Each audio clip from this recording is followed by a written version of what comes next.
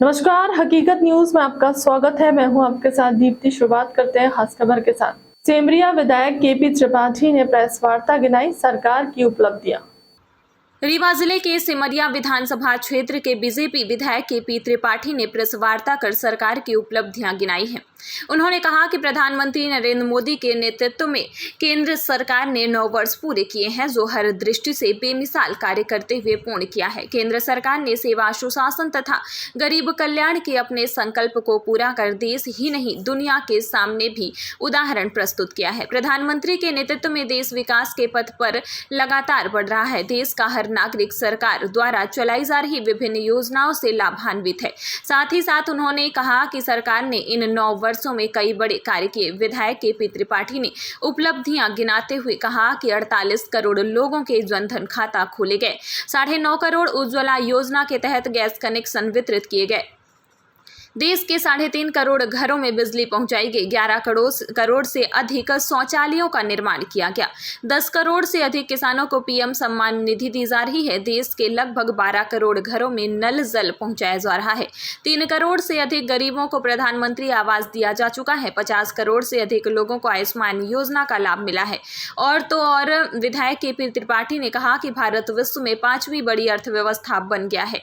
प्रधानमंत्री नरेंद्र मोदी के नेतृत्व में देश लगातार आगे बढ़ रहा है और विश्व पटल में भी अपनी छाप छोड़ रहा है। इस दौरान उन्होंने डबल इंजन सरकार द्वारा रीवा के सिमरिया विधानसभा क्षेत्र किए जा रहे कार्य 8 ओवरब्रिज, एल्मुना प्लांट सिंचाई प्रोजेक्ट 400 करोड़ रुपए, सड़क प्रोजेक्ट में से 200 करोड़ रुपए का सड़क प्रोजेक्ट पूरा हो गया है। सिमरिया विधानसभा में सिविल अस्पताल का बनना, छमुआ स्टेडियम का भव्य निर्माण, सीएम राइज स्कूल का भूमि पूजन, 50 एकड़ में गौवंश के लिए व्यवस्था और गौवंश सफारी का भी निर्माण सहित सैकड़ों कामों को भी बताए। इस अवसर पर मंडल अध्यक्ष बनकुइया शेष मणि पांडे, मंडल अध्यक्ष सिमरिया अरुण तिवारी, विधानसभा संयोजक दयानंद तिवारी जी, सिमरिया नगर परिषद अध्यक्ष श्रीमती रानी राजेंद्र विश्वकर्मा, वरिष्ठ भाजपा नेता दामोदर पाठक, जयराम अग्निहोत्री सहित अनेक बीजेपी कार्यकर्ता मौजूद रहे। कोई आपका कोई प्रयास है कि मतलब प्राइवेट प्रैक्टिस क्या करेगा? देखिए, क्या डॉक्टर रुक नहीं पा रहे हैं। जो अच्छे डॉक्टर हम लोग सुपर स्पेशलिटी में लाने की कोशिश कर रहे हैं, वो पता नहीं क्या कारण है कि डॉक्टर हमारे यहाँ रुकते नहीं। तो इसलिए सबसे पहले हमको एनवायरनमेंट तैयार करना पड़ेगा। हमको 100 डॉक्टर्स की ज़रूरत है और आज सुपर स्पेशलिटी में केवल 20 डॉक्टर हैं। लेकिन 20 के बाद भी देखिए, हमको मीडिया को भी और हमारे लोगों को भी थोड़ा नज़रिया बदलना पड़ेगा। तो 2200 से ऊपर हार्ट के एंजियोप्लास्टी हुई है हमारे सुपर स्पेशलिटी हॉस्पिटल में। हमको इस एंगल से भी देखना चाहिए। ये 2200 लोग हमारे नागपुर जाते थे, भोपाल जाते थे, बम्बई जाते थे, दिल्ली जाते थे। जिन 2200 लोगों की यहाँ एंजियोप्लास्टी हुई है, उनमें से 1800 लोग आयुष्मान भारत कार्ड धारी हैं। मैं नरेंद्र मोदी जी को इस काम के लिए 1800 लोगों को, गरीब लोगों की मुफ्त में एंजियोप्लास्टी कराए जाने के लिए, और रीवा में सुपर स्पेशलिटी का लोकार्पण हुआ, उसके कारण ये संभव हो चुका। ये भी एक 9 साल बेमिसाल जो हमारी अभियान है, उसमें ये बहुत बड़ा अभियान है। देखिए, आप जहाँ स्वास्थ्य सुविधाओं की बात कर रहे हैं, जिला अस्पताल भारतीय जनता पार्टी की सरकार की देन है। नहीं तो जिले में जिला अस्पताल नहीं था। संजय गांधी को हम लोगों ने कायाकल्प करके संजय गांधी को भी चमकाने का काम किया। जीएमएच को कायाकल्प किया है। अभी डिस्ट्रिक्ट माइनिंग फंड और एलईडी फंड जो सोलर पावर प्लांट बना है, उससे पैसा लाकर 20 करोड़ की लागत से हमने जीएमएच का कायाकल्प करने का काम किया। उसी तरह सुपर स्पेशलिटी बनाकर हम विभिन्न डिपार्टमेंटों को लगातार, हमारे नेता राजेंद्र शुक्ला जो वहाँ के विधायक हैं, लगातार समीक्षा कर रहे हैं। और अभी हम भी एक समीक्षा में थे हेल्थ डिपार्टमेंट की भोपाल में। तो गैस्ट्रोलॉजी डिपार्टमेंट खुल रहा, हमारे यहाँ सुपर स्पेशलिटी की एक और विंग बन रही, 450 बेड, और अभी 450 बेड हैं तो 450 बेड और 900 बेड हो जाएंगे। तो इस तरह से स्वास्थ्य के क्षेत्र में हमारे सिमरिया का जहाँ तक मामला है, 20 करोड़ का सिविल अस्पताल सिमरिया मुख्यालय में बनने जा रहा, 15 करोड़ का सामुदायिक स्वास्थ्य केंद्र, कल्पना के बाहर है। सामुदायिक स्वास्थ्य केंद्र 15 करोड़ की लागत, 15 करोड़ की लागत से रहट में सामुदायिक स्वास्थ्य केंद्र बनने जा रहा। जो रहट हमारा शहडोल और रीवा संभाग के अंदर NQS सर्टिफिकेट प्राप्त एकमात्र प्राथमिक स्वास्थ्य केंद्र है और सर्वश्रेष्ठ प्राथमिक स्वास्थ्य केंद्र है। ऐसी उपलब्धियां भी मोदी जी की सरकार और शिवराज जी की सरकार में हमको हासिल हुई। बीड़ा के हॉस्पिटल को हमने अपग्रेड किया, चमकाया है। हमने चचाई के हॉस्पिटल को अलग से पैसे मंजूर करा के उसको चमकाने का काम किया है। हमने सिमरिया के जो हमारा सामुदायिक स्वास्थ्य केंद्र है, जिसको अपग्रेड करके अब हम सिविल अस्पताल बनाने जा रहे हैं, उस सामुदायिक स्वास्थ्य केंद्र को भी अभी NQS सर्टिफिकेट मिलने वाला है। मतलब हमने उसको भी बहुत अपग्रेड करने का, चमकाने का। स्वास्थ्य के क्षेत्र में नरेंद्र मोदी जी ने ऐसी नीति बनाई है और शिवराज सिंह चौहान जी ने कि आने वाले समय में इसका परिवर्तन आपको देखने को मिलेगा। देखिए, हमारी जहाँ डॉक्टर्स की कमी है, मेडिकल कॉलेज नहीं थे, सतना में मेडिकल कॉलेज अभी खुला। आज़ादी के बाद से जितने मेडिकल कॉलेज अभी तक थे, उतने मेडिकल कॉलेज इन 9 सालों में नरेंद्र मोदी जी ने खोलकर डॉक्टर्स, जो हमारे लिए बहुत बड़ी आवश्यकता है, उनको तैयार करने के लिए मेडिकल कॉलेज खोला है। आने वाले समय में डॉक्टर्स की कमी की पूर्ति के लिए हमने कदम आगे बढ़ा दिए हैं और जब डॉक्टर्स होंगे तो हॉस्पिटल में डॉक्टर होंगे, हमने इंफ्रास्ट्रक्चर दे रहे हैं तो बढ़िया लोगों को ट्रीटमेंट मिलेगा।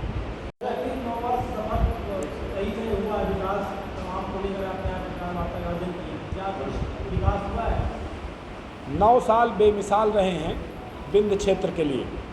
आप सब जानते हैं, एशिया की सबसे चौड़ी टनल, जिसका अभी माननीय नितिन गडकरी जी ने लोकार्पण किया है, इन्हीं 9 सालों में बनकर तैयार हुई। वाइट टाइगर सफारी, जिसका लोकार्पण प्रकाश जावड़ेकर जी ने किया था, ये भी इन्हीं 9 सालों में लोकार्पित होने का काम हुआ है। विश्व का सबसे बड़े सोलर पावर प्लांट में से एक, जो अभी नरेंद्र मोदी जी ने, माननीय प्रधानमंत्री जी ने लोकार्पण किया है, वो भी इन्हीं 9 सालों में बनकर तैयार हुआ और विंध्य और रीवा के लिए एक बहुत बड़ी सौगात है। इसी तरह से हमारे यहाँ बाहें फैलाई हुई चारों तरफ रीवा से 4 लेन की सड़कें इन्हीं 9 सालों में पूर्ण स्वरूप उसका देखने का मिला है। जहाँ एक तरफ हम वाइट टाइगर सफारी का लोकार्पण कर रहे हैं, दूसरी तरफ बसामन मामा में गौवंश वन्य विहार में गौवंश सफारी का भी हम लोग लोकार्पण करने की तैयारी में हैं। 10,000 गौवंश, 5,000 अभी वहाँ है, 10,000 रखने का प्रावधान है। तो माननीय प्रधानमंत्री नरेंद्र मोदी जी का 9 साल का कार्यकाल, जहाँ विश्व के लिए, आज कल आपने देखा है 21 तारीख को योग दिवस मनाया गया। नरेंद्र मोदी जी की पहल पर दुनिया को भारतीय संस्कृति की एक बहुत बड़ी देन, जो पूरी दुनिया को हेल्दी दुनिया बनाए रखने के लिए, स्वस्थ दुनिया रहेगी तो वेल्दी दुनिया रहेगी, इसके लिए हमारे नरेंद्र मोदी जी ने शुरुआत की थी। और कल आप सबने विश्व योग दिवस पूरे दुनिया के सभी देशों में मनाया गया। ये तो हुई दुनिया की बात। यदि आप देश में बात करें तो धारा 370-35 से समाप्त करके पूरे देश को एक विधान, एक निशान और एक संविधान के नीचे लाने का काम इन 9 सालों में हुआ है। उसी तरह अयोध्या में राम मंदिर, जो 500 वर्षों से प्रतीक्षारत थे कि भगवान राम का मंदिर बनेगा, देश की जन भावना यही थी कि वहाँ राम मंदिर बनना चाहिए, इन 9 सालों में ही बनने की शुरुआत हुई। जो महाकाल कॉरिडोर, आपने देखा होगा, अद्भुत किस तरह से विहंगम दृश्य आज वहाँ देखने को मिलता है। जहाँ पहले गलियों में मैं खुद जाता था, आप लोग भी गए होंगे, नालियों से टट्टियाँ बहा करती थी, वहाँ हम लोग निकल के लोग जाते थे भगवान के दर्शन करने।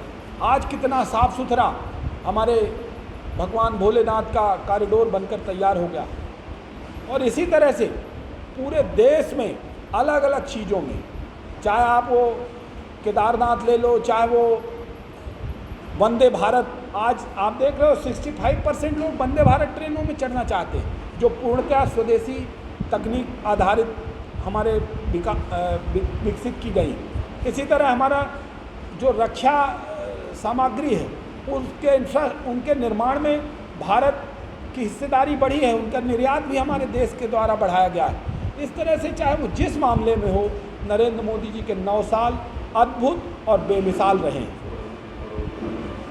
कोरोना काल में और कुछ पूछे के बारे में कहा कि गौवंश बने, लेकिन सड़कों में आज भी आवारा पशु बाकी दिखाई देते हैं, उनके लिए गौवंश में क्यों नहीं रखा जा रहा है? बिल्कुल, आपका सवाल बहुत सही है। हमने एक मॉडल बनाया है। रीवा ज़िले के अंदर जो असेसमेंट हुआ है, 1 लाख गौवंश बेसहारा घूम रही है। हमने जो अपना गौवंश वन विहार बनाया है वो 10,000 क्षमता का हम डेवलप कर रहे हैं। अब 10,000 क्षमता का हम कर रहे हैं तो 90,000 गौवंश अभी भी ज़िले में बेसहारा है। हमने प्रदेश को, देश को एक मॉडल देने की कोशिश की है कि बेसहारा गौवंश को इस तरह के मॉडल में आप रख सकते हैं कि एक 50 एकड़ एरिया में हम लोगों ने गौवंश के अंदर रखने की व्यवस्था की। 2-3 करोड़ रुपए उसमें एफडी किया, जिससे 35 लोगों को नौकरी पर रखा जो उनको चराने, लाने, ले जाने, उनकी सेवा करने के लिए लगे हैं। और जंगल से लगा होने के कारण गौवंश वहाँ चरने जाता है, शाम को आता है। गौधूली बेला में आप देखिए 1.5 घंटे लगता है। 5,000 गौवंश है अभी, ये 10,000 करने का लक्ष्य है। तो 10,000 के बाद भी एक ज़िले में अभी लगभग 90,000 गौवंश बाहर है, इसलिए अभी सड़कों पर ये गौवंश देखने को मिलता है। यदि ये जंगली एरिया में यहाँ से लेकर 10 गौवंश ऐसे बना दिए जाएं तो रीवा ज़िले में एक भी गौवंश घूमती नहीं मिलेगी। और फ़ायदा ये होगा कि जो हम प्राकृतिक खेती और ऑर्गेनिक खेती की बात आगे कर रहे हैं भविष्य में, और हमारे नरेंद्र मोदी जी इस पर बहुत तेज़ी से कदम आगे बढ़ा रहे हैं, तो हमारे सिमरिया के अंदर जो रॉ मटेरियल है, चाहे वो गोबर की खाद हो, चाहे वर्मी कंपोस्ट हो, चाहे गोबर गैस से निकलने वाली हो, प्राकृतिक खेती और ऑर्गेनिक खेती जो हमारा एक अगला सपना है इसके बाद सिमरिया माइक्रो के बाद, कि हमारा सिमरिया प्राकृतिक खेती और ऑर्गेनिक एग्रीकल्चर के लिए हब के रूप में काम करे, उस दिशा में भी हमारा काम इस गौवंश वन विहार के साथ प्रारंभ है। में आपका प्रयास क्या है और अभी हाल ही में एलजीडी ने इस मामले को संज्ञान में लिया और कलेक्टर को नोटिस भी जारी किया? जी देखिए, जहाँ तक माइनिंग का सवाल है, आप शायद बनकुइया क्षेत्र की बात कर रहे हैं। बनकुइया क्षेत्र में निश्चित रूप से आप सब जानते हैं हमारे रीवा ज़िले का सबसे रिच इलाका है, क्योंकि पत्थर से लोग वहाँ रोज़गार प्राप्त कर रहे हैं। कई सारे क्रेशर हैं, 2 बड़ी फैक्ट्रियाँ हैं, सीमेंट प्लांट हैं, और इस तरह से वहाँ बड़ी मात्रा में लोगों को माइनिंग के द्वारा रोज़गार मिल रहा है। उस क्षेत्र में भी जो डेवलपमेंट होना चाहिए, नरेंद्र मोदी जी ने जो ये तय किया है कि जो माइनिंग फंड है वो ज़िलों को दिया जाएगा और ज़िले तय करेंगे कि कहाँ काम करना है। वो डिस्ट्रिक्ट माइनिंग फंड का भी हम लोग सदुपयोग करने जा रहे हैं। हमने बनकुइया में एक स्टेडियम का निर्माण कराया और उस स्टेडियम में लगातार पहले सड़क बनाई है और अब स्टेडियम को हम बढ़िया डेवलप करने जा रहे हैं। और जो आगे माइनिंग फंड अभी आ रहा है उसमें हम एक बनकुइया के अंदर तालाब है, सकरबट तालाब इरिगेशन विभाग का, उस तालाब को भी डेवलप करने जा रहे हैं। ऐसे ही पार्क, तालाब, बहुत सारी चीज़ें डेवलप करनी पड़ेंगी। और चूँकि माइनिंग रोकी नहीं जा सकती, उससे लोगों को 5,000 लोगों को वहाँ रोज़गार प्राप्त होता है। तो मेरा ये बिल्कुल मानना है कि हम रोज़गार के लिए एक तरफ भटक रहे हैं और दूसरी तरफ हम रोज़गार बंद करने की बातें करें, तो हम रोज़गार भी चालू रखें और दूसरी तरफ अच्छे तालाब, अच्छे पार्क, अच्छे स्टेडियम, ऐसे पर्यावरण के लिए अच्छे वातावरण तैयार करें। क्योंकि कंपनियों को जिस तरीके से पेड़ लगाने थे उस तरीके से पेड़ वो कंपनियां भी नहीं लगा पाई हैं। हो सकता है इसलिए भी प्रदूषण हो, मुझे उसकी ज़्यादा डिटेल जानकारी नहीं, जितना आप सवाल कर रहे हैं मुझे अभी ऐसा किसी ने बताया नहीं है। अखबारों में छपा है तो अखबारों का भी हम जब तक वो ऑथेंटिक ना आ जाए कि कितना हमारा प्रदूषण है, कितना श्वास रोगी बढ़ रहे हैं, तब तक उसको कह नहीं सकते। हाँ, ये ज़रूर है कि दूसरे क्षेत्रों की तुलना में बनकुइया क्षेत्र में माइनिंग के कारण आप ज़्यादा प्रदूषण महसूस कर सकते हैं।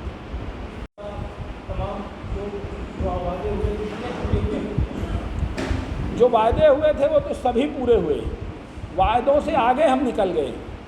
सिमरिया के अंदर 400 करोड़ की सड़कों या तो निर्माणाधीन है या तो टेंडर प्रक्रिया में है। रीवा से गोदहा सड़क आप देख रहे हैं, लगभग 70% निर्माण कार्य उसका पूरा होने की कगार में है। सड़क ऐसी बनी है जैसे मैदान हो, 10 मीटर चौड़ी। उसके अलावा जहां आप इस शंकर जी के तालाब में बैठे हो, आसपास देखिए कैसा रमणीक तालाब है। इसके पहले यहाँ लोग आना पसंद नहीं करते थे। आज आप किसी से पूछो नगर के अंदर, ये तालाब लोग सुबह 500,000 लोग यहाँ घूमने आते हैं। उस पार आप चले जाओ तो सिमरिया में छमुआ स्टेडियम, सरदार भगत सिंह स्टेडियम के नाम से जाना जाता था। न बाउंड्री थी, न स्टेडियम था, न लेबल था। आज पूरी बाउंड्री बना के, पवेलियन बना के, स्टेडियम के बगल में एक वहाँ भी पार्क बना दिया गया है। हमारे नगर के लोग वहाँ भी घूमने जाते हैं। सिविल अस्पताल 20 करोड़ की लागत से सिमरिया में स्वीकृत कराया गया है। 45 करोड़ की लागत से सीएम राइज स्कूल स्वीकृत कराया गया है। दोनों के टेंडर लग चुके हैं। सिविल अस्पताल का शीघ्र ही भूमि पूजन होने वाला है और Simaria CM rise school tender प्रक्रिया में है। सिमरिया के नवीन महाविद्यालय का लोकार्पण भव्य बिल्डिंग बनकर तैयार हुई। आप कभी विजिट करिए, वहाँ हमने शानदार रोड बना दी है और शानदार उसके बाउंड्री वाल और पार्क वगैरह का डेवलपमेंट हम वहाँ करने जा रहे हैं। सिमरिया के अंदर आपको चारों तरफ सड़कें अच्छी चौड़ी बनती हुई, अंदर नगर के अंदर नालियों को कवर्ड करके नगर पंचायत के अंदर हम लोगों ने काम किया है। बसामन मामा से लेकर ककरेड़ी से मैनहा ये पूरी सड़क जाएगी। बसामन मामा से बैदहा, बैदहा से जदुआ, जदुआ से बमनी अजमेर, बमनी अजमेर से गड़िया, गड़िया से पियामन, पियामन से ककरेड़ी, ककरेड़ी से मैनहा, मैनहा से कटाई। फिर कटाई के आगे आप अतरी, भलुआ, देवगांव, चौरा, भरा, ओबरा, खमरिया और भमरा 100 करोड़ की सड़क मंजूर हुई है जो EFC में है। अभी कुछ दिनों में इसके भी टेंडर लग जाएंगे। तो इस तरह से बहुत सारी ऐसी 400 करोड़ की सड़कें, 80 करोड़ के ब्रिज, 8 ब्रिज हमारे सिमरिया में मंजूर हुए, जिसमें से 4 ब्रिज बनकर तैयार हो गए लोकार्पण और 4 ब्रिज निर्माणाधीन है। 4 बिहार में और ये जो 4 ब्रिज बने ये टमस में, 2 ब्रिज टमस में और दो ब्रिज खोरबाई नदी, 3 ब्रिज टमस में और 1 ब्रिज खोरबाई नदी में, और अभी 4 ब्रिज जो स्वीकृत हुए हैं, 3 ब्रिज, वो हमारे बिहार नदी में। भी इन्होंने बनकुइया में वही प्रदूषण का जो सवाल उठाया, आगे चल के हम लोगों की प्लानिंग है कि यदि एक एल्मुना प्लांट सिमरिया में लगे, ये भी हमारा एक विज़न, एक सपना है कि अल्ट्राटेक ने, जो आदित्य बिरला ग्रुप है, उसने यहाँ चिन्हित की है ज़मीन एल्मुना प्लांट लगाने के लिए, लेकिन जंगल होने के कारण, लगा होने के कारण उसको ड्रिलिंग परमिशंस नहीं मिल रही। आगे आने वाले समय में हमारी ये योजना है कि आने वाले समय में देवगांव और सिमरिया के बगल में एल्मुना प्लांट लगे, क्योंकि अभी एल्मुना यदि सिंगरौली में आता है तो पूरा उड़ीसा से एल्मुना आता है और फिर एल्युमिनियम बनता है।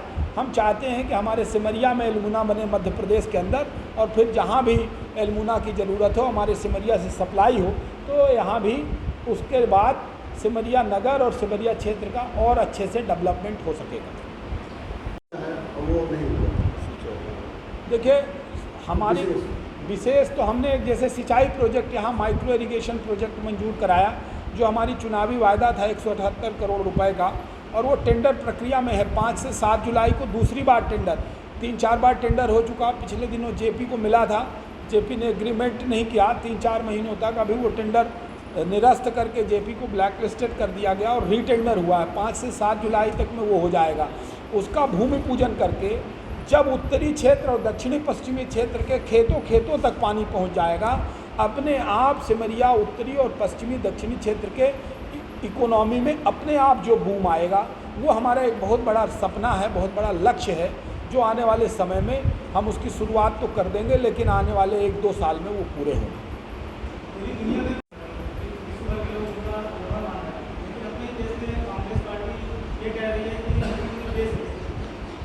देखिए, जहाँ तक कांग्रेस का सवाल है, ये सत्ता के लिए बौराए हुए, इनको लग रहा है किस तरह से इनको सत्ता मिले, तो अनर्गल आरोप नरेंद्र मोदी जी के ऊपर लगा रहे हैं। आप देखिए, पूरे देश के लोग, इनके कुंठित मानसिकता देखिए कि जब ट्रंप के कार्यकाल में नरेंद्र मोदी अमेरिका जाते थे, पूरा अमेरिका पलक पावड़े बिछाता था। तो ये जब ट्रंप हार गए तो इनको जश्न था कि अब ट्रंप हार जाएंगे, अब जब नरेंद्र मोदी अमेरिका जाएंगे तो जो बाइडेन उस तरह से स्वागत नहीं करेंगे। और आप देखिए नरेंद्र मोदी का ऑरा, और ये भारत के 140 करोड़ देशवासियों की ताकत है। आपकी ताकत के बल पर, देशवासियों की ताकत के बल पर जो बाइडेन भी ट्रंप से 2 कदम आगे बढ़कर नरेंद्र मोदी का स्वागत करने के लिए पलक पावड़े बिछाए हैं। अमेरिका नहीं, दुनिया के किसी भी देश का कोई भी राष्ट्राध्यक्ष होगा, नरेंद्र मोदी और 140 करोड़ भारतीयों के सामने नतमस्तक होगा। नरेंद्र मोदी जी ने ये पूरी दुनिया में कर दिखाया है। एक चीज़ और